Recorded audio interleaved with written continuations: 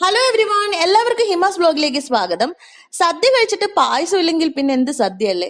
അപ്പൊ ഇന്ന് സദ്യകളുടെ രാജാവായ അടപ്രഥമനെ തന്നെ നമുക്ക് കാണാം. ഇതെങ്ങനെ ഉണ്ടാക്കുന്നതെന്ന് കാണണ്ടേ? അതിനു മുമ്പ് ആദ്യമായിട്ടാണ് നിങ്ങൾ എന്റെ ചാനൽ കാണുന്നെങ്കിൽ എന്റെ ചാനൽ ഒന്ന് സബ്സ്ക്രൈബ് ചെയ്യണേ.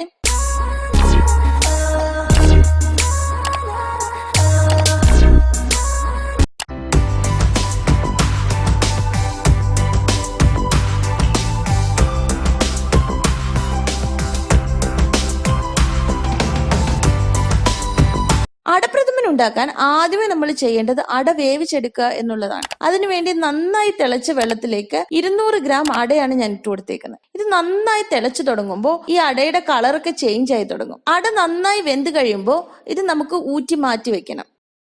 ഇനി നമുക്ക് സ്റ്റൗവിലേക്ക് ഒരു ഉരുളി എടുത്ത് വെച്ചിട്ട് അതിലേക്ക് 1 ടീസ്പൂൺ നെയ്യ് ഒഴിച്ചു കൊടുക്കണം. നെയ്യ് നന്നായി ഉരുകി വരുമ്പോഴത്തേക്ക് 2 വലിയ ശർക്കര തിളപ്പിച്ച ശർക്കര പാനി നമ്മൾ ഇതിലേക്ക് ഒഴിച്ചു കൊടുക്കും. ഈ ശർക്കര പാനി ഈ നെയ്യുടെ കൂടെ അലിഞ്ഞ് നന്നായി തിളച്ച് കുറുകി തുടങ്ങും. ഇത് കുറുകി വരുമ്പോഴത്തേക്കും നമ്മൾ അരിച്ചു മാറ്റി വെച്ചിരിക്കുന്ന അട കൂടി ഇതിലേക്ക് ഇട്ട് കൊടുക്കാം. ഇനി ഈ ശർക്കരയിൽ കിടന്ന് അട നന്നായി തിളച്ച് അതിന്റെ മധുരമെല്ലാം അടയിലേക്ക് പിടിക്കാൻ തുടങ്ങും. അപ്പൊ അടയുടെ കളറൊക്കെ നന്നായിട്ട് ചേഞ്ച് ആയി വരുമ്പോഴത്തേക്ക് 2 വലിയ തേങ്ങ ചിരവിയ തേങ്ങാപ്പാല്, അത് 3-ാം പാല് ആദ്യമേ നമ്മൾ ഈ പായസത്തിലേക്ക് ഒഴിച്ചു കൊടുക്കുക. ഇനി 3-ാം പാലില് ഈ അട നന്നായി വെന്ത് വരും. അപ്പോൾ ശർക്കരയുടെ മധുരവും തേങ്ങാപ്പാലിന്റെ രുചിയും ഒക്കെ ഈ അടയിലേക്ക് പിടിച്ചു തുടങ്ങും. ഇത് നന്നായി കുറുകി തുടങ്ങിയിട്ടുണ്ട്. ഈ സമയത്ത് നമുക്ക് ഇതിലേക്ക് തേങ്ങയുടെ 2-ാം പാൽ ഒഴിച്ചു കൊടുക്കാം. തേങ്ങയുടെ 2-ാം പാൽ കൂടി ഒഴിച്ച് നന്നായി കുറുക്കിയെടുക്കണം. നമ്മുടെ പായസം ഏകദേശം നന്നായി കുറുകി വന്നിട്ടുണ്ട്.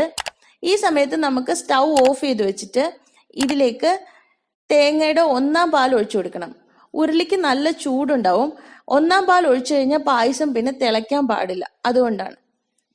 ഇനി ഞാൻ ഇതിലേക്ക് ഇട്ട് കൊടുക്കുന്നത് 1 ടീസ്പൂൺ ജീരകത്തിന്റെ പൊടിയാണ്. ഇനി ഇതിലേക്ക് വേണ്ടത് 1 ടീസ്പൂൺ ചുക്കുപൊടിയാണ്. ഇത് രണ്ടും ഇട്ടൊന്ന് ഇളക്കി യോജിപ്പിച്ച ശേഷം ഇതിലേക്ക് നമുക്ക് ഒരു 5 ഏലക്ക ചതച്ചതും കൂടി ഇട്ട് കൊടുക്കും.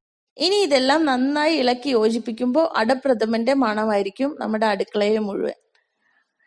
ഇനി നമുക്ക് പാൻ അടുപ്പത്ത് വെച്ചിട്ട് അതിലേക്ക് ഒരു 2 ടേബിൾ സ്പൂൺ നെയ്യ് ഒഴിച്ചു കൊടുക്കുക. നെയ്യ് നന്നായി തിളച്ചു വരുമ്പോഴത്തേക്ക് ഇതിലേക്ക് നമുക്ക് ഒരു കശുവണ്ടി ഇട്ട് കൊടുക്കാം. ഇനി ഇത് നന്നായിട്ട് വറുത്തെടുക്കണം. ഈ കൂട്ടത്തിൽ തന്നെ നമുക്ക് കിസ്മിസും കൂടെ ഇതിലേക്ക് ഇട്ട് കൊടുക്കാം.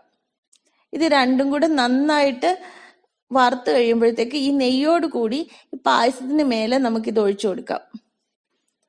ഇത്രയേ ഉള്ളൂ. സദ്യക്ക് വിളമ്പുന്ന അടപ്രഥമൻ റെഡി ആയിട്ടുണ്ട്. ഈ ഓണത്തിന് എല്ലാവരും ഈ പായസം ഉണ്ടാക്കി നോക്കുമല്ലോ. ഇതിന്റെ ഫീഡ്ബാക്ക് എനിക്ക് കമന്റ് ചെയ്യാൻ മറക്കരുത്. എന്റെ ചാനൽ ലൈക്ക് ചെയ്യണം, കമന്റ് ചെയ്യണം, ബെല്ലൈക്കൺ ക്ലിക്ക് ചെയ്യാനും മറക്കരുത്. Thank you for watching. By.